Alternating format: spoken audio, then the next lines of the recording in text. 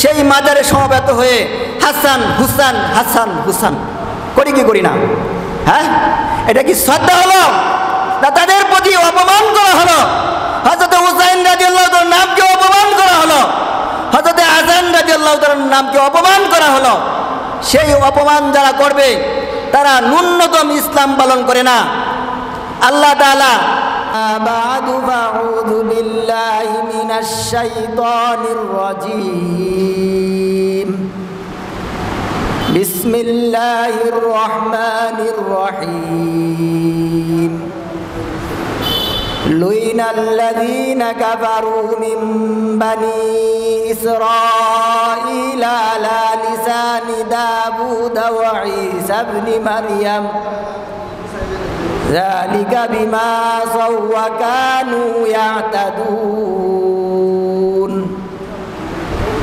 وقال الله سبحانه وتعالى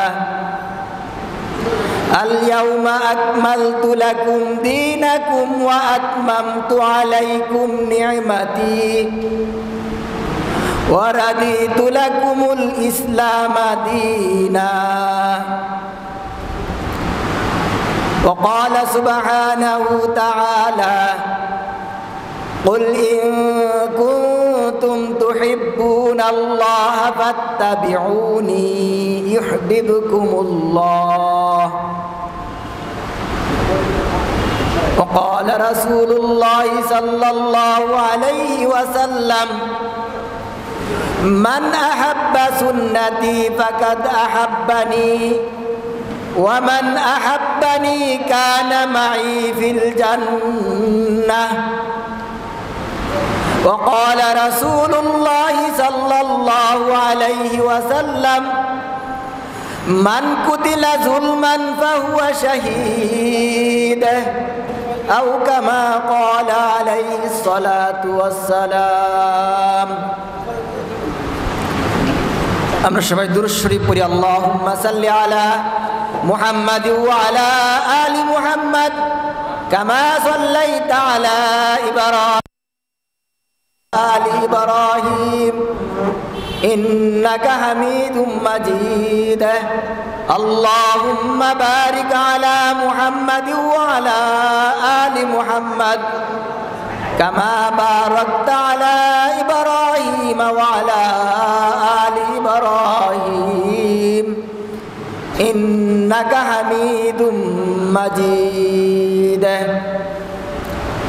ভাটগাঁও কোরআনের আলো যুব সংঘ এর উদ্যোগে আজ 9 মুহররম 1445 হিজরি ইসলামী মহাসম্মেলনের সম্মানিত সভাপতি সহসভাপতি আলোচক মহোদয়, উপস্থিত আমার শ্রদ্ধেয় প্রাণপ্রিয় ভাই বন্ধুরা, পর্দার আড়ালে বসে আলোচনা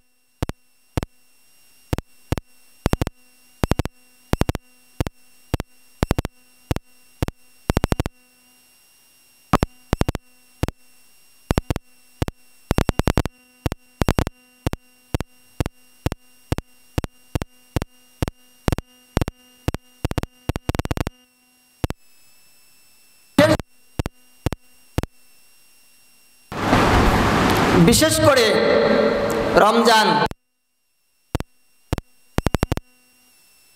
হজ,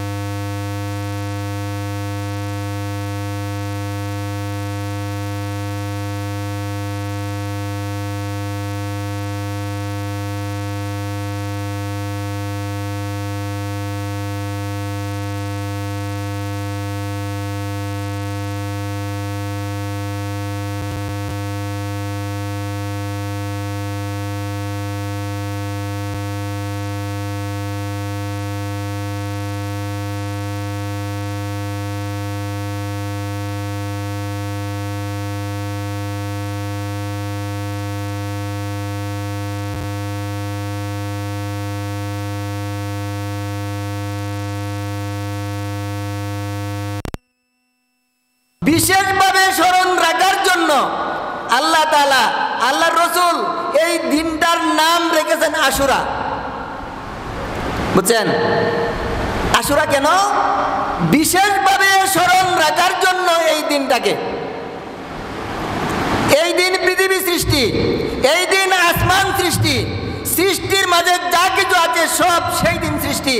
আদম আলাইহিস সালাম সৃষ্টি, আদম আলাইহিস সালামের রূহ সৃষ্টি, আদম আলাইহিস সালামের মধ্যে রূহ দেওয়া সেই মুহররম মাসের 10 তারিখে ঘটেছিল। জান্নাত থেকে দুনিয়ায় নামিয়ে দেওয়া এই মুহররম মাসের 10 তারিখে ছিল। আবার যখন আল্লাহ তাআলা এই দুনিয়াকে রাখবেন না, দুনিয়াকে ফানা করে দেবেন, দুনিয়াকে ধ্বংস করে দেবেন, এই পৃথিবীটাকে আল্লাহ তাআলা একাকার করে দেবেন। এই পৃথিবীতে উঁচা নিচা কিছুই থাকবে না, নদী সাগর কিছুই থাকবে না। ইয়াউমা তুবাদ্দালুল আরদু গায়রাল আরদ, এই ভূমিকে অন্য ভূমিতে রূপায়িত করা হবে, রূপান্তর করা হবে। যেদিন এই ভূমিকে অন্য ভূমি দ্বারা রূপান্তরিত করা হবে সেদিন হবে আশুরার দিন, মুহররমের 10 তারিখ শুক্রবার। এই পৃথিবীকে আল্লাহ তাআলা ধ্বংস করে দেবেন। সেটাকেই স্মরণ রাখার জন্য, সেই বিষয়গুলা স্মরণ রাখার জন্য আল্লাহ তাআলা এই দিনটাকে আশুরার দিন হিসাবে সাব্যস্ত করেছেন। কিন্তু অতি দুঃখের বিষয়, আমরা সেই দিনটাকে স্মরণ করে থাকি অন্যভাবে, সেই দিনটাকে আমরা স্মরণ করি। আল্লাহ তাআলা আমাদেরকে মাফ করুন। পৃথিবীতে যা ঘটবে এই শেষ জামানায় আমাদের নবী মুহাম্মদুর রাসূলুল্লাহ সাল্লাল্লাহু আলাইহি ওয়াসাল্লাম দুনিয়াতে আগমন করেছেন। ওনার নবুয়তের যুগ ছিল 23 বছর, প্রায় 2 যুগ। এই প্রায় 2 যুগের মাঝে আল্লাহ তাআলা রাসূলের জীবনে বিভিন্ন বিষয় পৃথিবীতে ঘটিয়ে দিয়ে রাসূলের কর্মচিত্র কি হবে, রাসূলের আদর্শ কি হবে, রাসূল কিভাবে অনুসরণ করবেন, রাসূল কিভাবে পালন করবেন, সেই সব বিষয়গুলা আল্লাহ তাআলা দুনিয়াতে ঘটিয়ে দিয়ে রাসূলকে আদর্শ হিসাবে দুনিয়ার মানুষের জন্য কিয়ামত পর্যন্ত, কিয়ামতের সকাল পর্যন্ত পৃথিবীর সমস্ত মানুষের জন্য আদর্শ হিসাবে আল্লাহ তাআলা রাসূলকে দুনিয়াতে প্রেরণ করেছিলেন। ইসলামের প্রথম শহীদ হযরতে সুমাইয়া রাদিয়াল্লাহু তাআলা আনহা, এর আগে ইসলামের জন্য পৃথিবীতে কেউ জীবন দেয়নি। অত্যন্ত নির্মমভাবে হযরতে সুমাইয়া রাদিয়াল্লাহু তাআলা আনহাকে শহীদ করা হয়েছিল। ইসলামের প্রথম যুদ্ধ সংগঠিত হয় বদরে। সেখানে আল্লাহর জন্য, আল্লাহর রাসূলের জন্য, ইসলামের জন্য সর্বপ্রথম যুদ্ধের ময়দানে 7 জন সাহাবী জীবন দিয়েছেন। উহুদের ময়দানে আল্লাহ রাসূলের প্রিয়তম সাহাবায়ে কেরামের মাঝে 70 জন সাহাবায়ে কেরাম জীবন বিলিয়ে দিয়েছেন, যারা প্রত্যেকজন রাসূলের জীবনের চেয়ে, নিজের জীবনটাকে চেয়ে রাসূলের জীবনকে গুরুত্ব দিত, নিজের জীবনের চেয়ে রাসূলের জীবনকে বেশি দাম দিত, নিজে বেঁচে থাকার চেয়ে রাসূল বেঁচে থাকাকে প্রাধান্য দিত। এমন যারা নিজেকে ডাল বানিয়ে রাসূলকে রক্ষা করেছিলেন, এমন 70 জন সাহাবায়ে কেরাম নিজের জন্য জীবন উৎসর্গ করে দেয়। এমন প্রিয়তম 70 জন সাহাবায়ে কেরাম রাসূলের জন্য জীবন দিয়েছেন। সেই প্রিয়তম সাহাবীদের জন্য রাসূল কি স্মৃতিচারণ করে গিয়েছিলেন, হযরতে সুমাইয়া রাদিয়াল্লাহু তাআলা আনহার জন্য রাসূল কি স্মৃতিচারণ করে গিয়েছিলেন। বদরের প্রান্তে 7 জন সাহাবায়ে কেরাম জীবন দিয়েছিলেন ইসলামের জন্য প্রথম যুদ্ধে। তাদের জন্য রাসূল কি স্মৃতিচারণ করেছেন। রাসূলের প্রিয়তম চাচা হযরতে হামজা রাদিয়াল্লাহু তাআলা আনহুকে উহুদের প্রান্তরে শহীদ করে দিয়ে, দেহকে খণ্ড বিখণ্ড করে দিয়ে, তার মাথা শির মুবারক দেহ থেকে বিচ্ছিন্ন করে দিয়ে, তার মাথার খুলি দ্বারা শরাব পান করেছিল। এই প্রিয়তম সাহাবীর জন্য, প্রিয়তম চাচার জন্য জীবন উৎসর্গকারী 70 জন সাহাবায়ে কেরামের জন্য আল্লাহ রাসূল কি স্মৃতিচারণ করে গিয়েছিলেন। এছাড়াও আরো অনেক যুদ্ধে সাহাবায়ে কেরাম জীবন দিয়েছেন। আল্লাহ রাসূলের জীবদ্দশাতেই অত্যন্ত নির্মমভাবে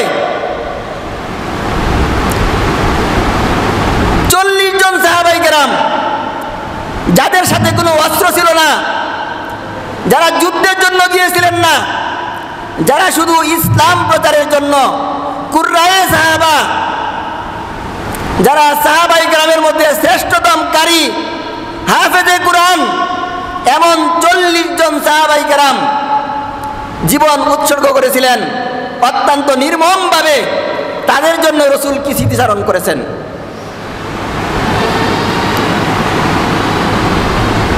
রাসূল পাক সাল্লাল্লাহু আলাইহি ওয়াসাল্লাম জীবনে যা করেছেন, যা বলেছেন, সব আল্লাহর পক্ষ থেকে প্রাপ্ত হয়ে বলেছেন।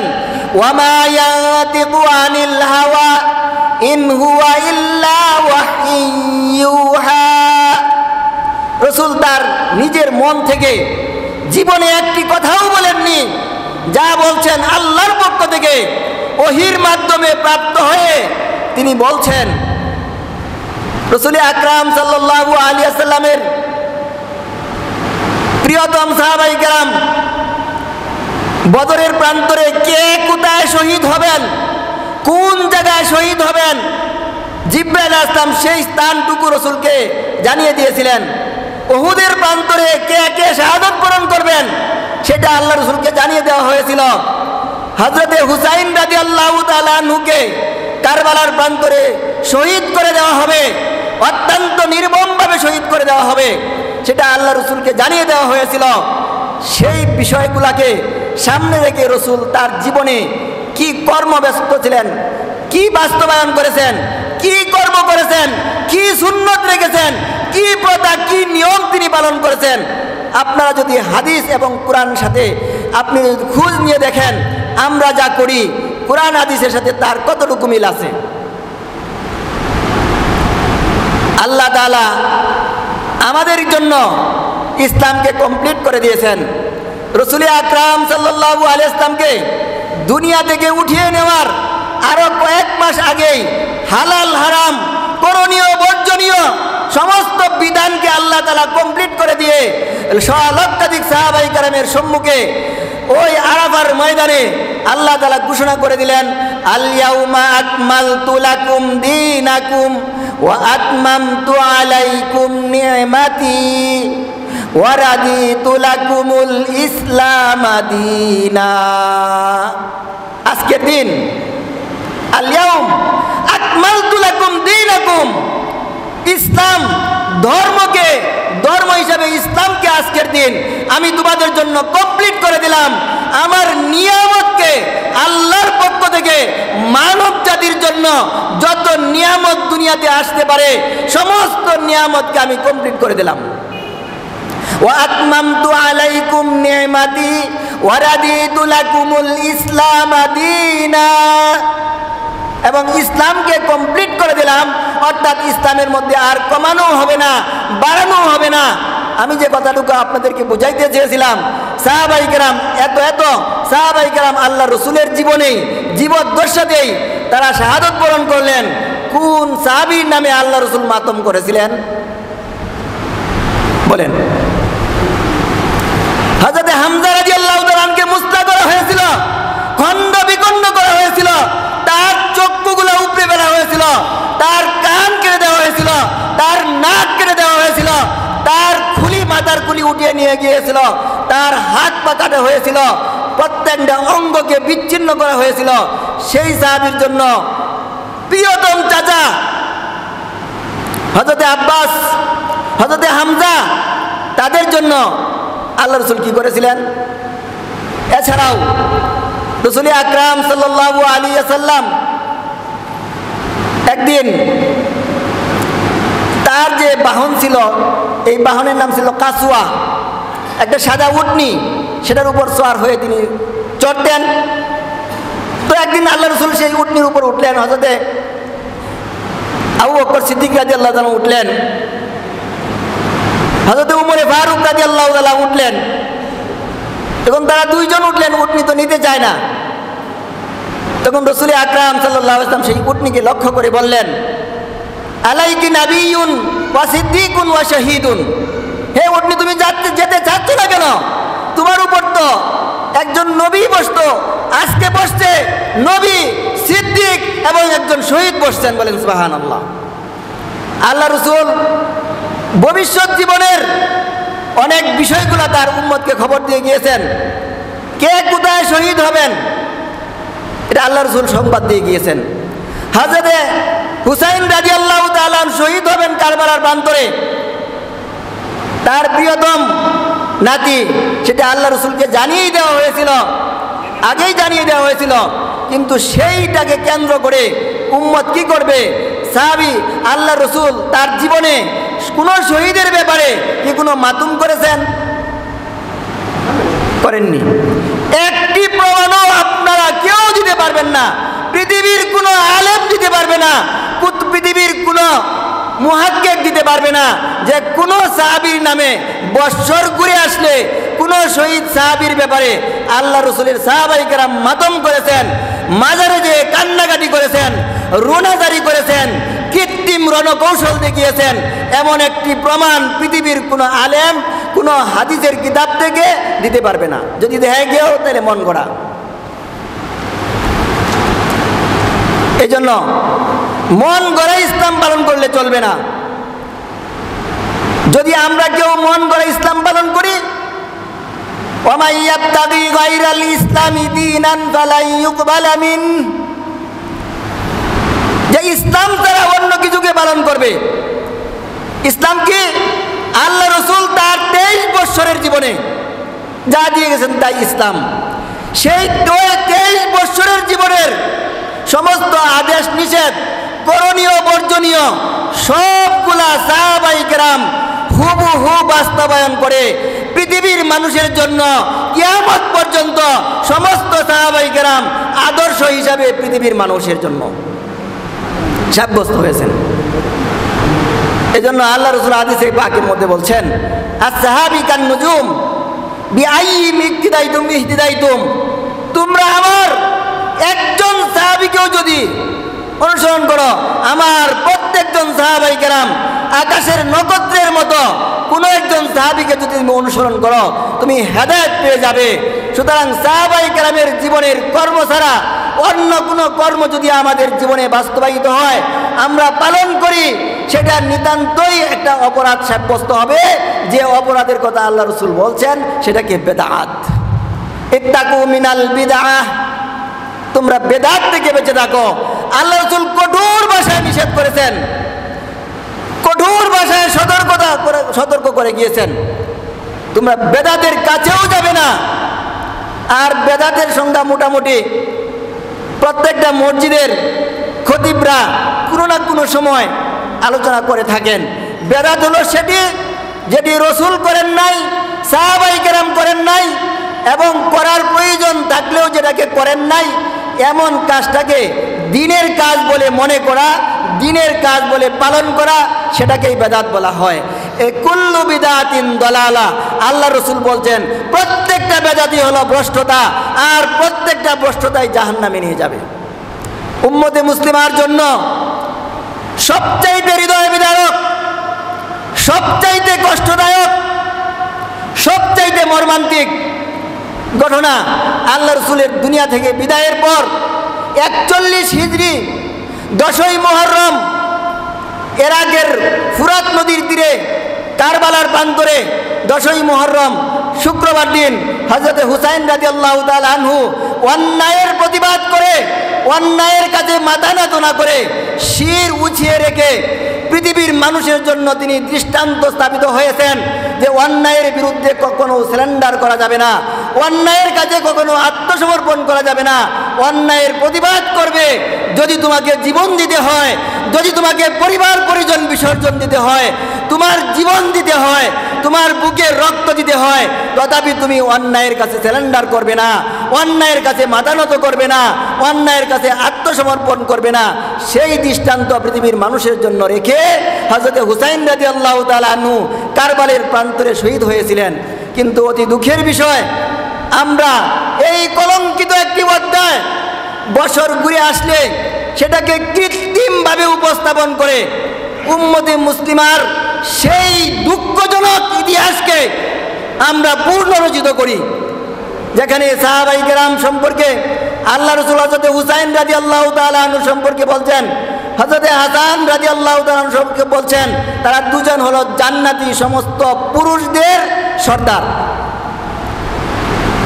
অথচ আমরা তাদের নামটুকু শ্রদ্ধার সাথে নেইনি। তাদের সম্পর্কে আমাদেরকে পবিত্র কোরআনে পাকের মধ্যে সতর্ক করেছেন, আল্লাযীনা ফাররাকু দীনাহুম কানু শিয়া লাস্তা মিনহুম, যারা ইসলামের মধ্যে অন্য কিছু আবিষ্কার করে, মানুষের মাঝে যারা মতবিরোধ সৃষ্টি করে, তারা শিয়া লাস্তা মিনহুম, আপনি তাদের মধ্য থেকে নন, তাদের সাথে আপনার ন্যূনতম সম্পর্ক নেই।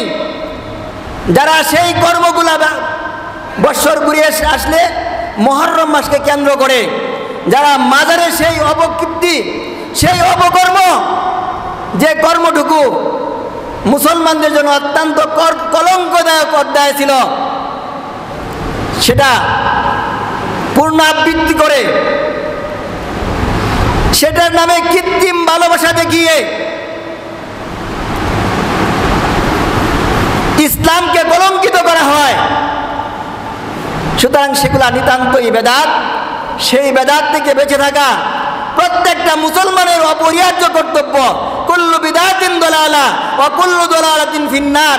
আল্লাহ রাসূল বলছেন প্রত্যেকটা বেদাতই ভ্রষ্ট, আর প্রত্যেকটা দলালত ভ্রষ্টতায় জাহান্নামে নিয়ে যাবে। আমাদের জন্য উচিত ছিল এই সাহাবায়ে কেরামের নামে শুহাদায়ে বদর, শুহাদায়ে উহুদ, শুহাদায়ে খন্দক, এই সাহাবায়ে কেরামের তাদের জীবনকে স্মরণ করে আমাদের তাদের প্রতি বেশি বেশি দুরূদ সালাম পাঠ করার। আলহামদুলিল্লাহ, আমাদের অতি শ্রদ্ধেয় মেহমান হযরত মাওলানা আবরুল হক ইউসুফী সাহেব দামাত বারাকাতুহু আলিয়া, এরা আমাদের মাঝে উপস্থিত হয়েছেন। হযরত আলোচনা করবেন, অত্যন্ত গুরুত্বপূর্ণ আলোচনা করবেন। আমি এলাকাবাসী সবাইকে অনুরোধ করব, আপনারা অতি দ্রুত আমাদের এই আয়োজনের চলে আসেন ইনশাআল্লাহ। আল্লাহ তাআলা আমাদের সবাইকে তৌফিক দান করুন।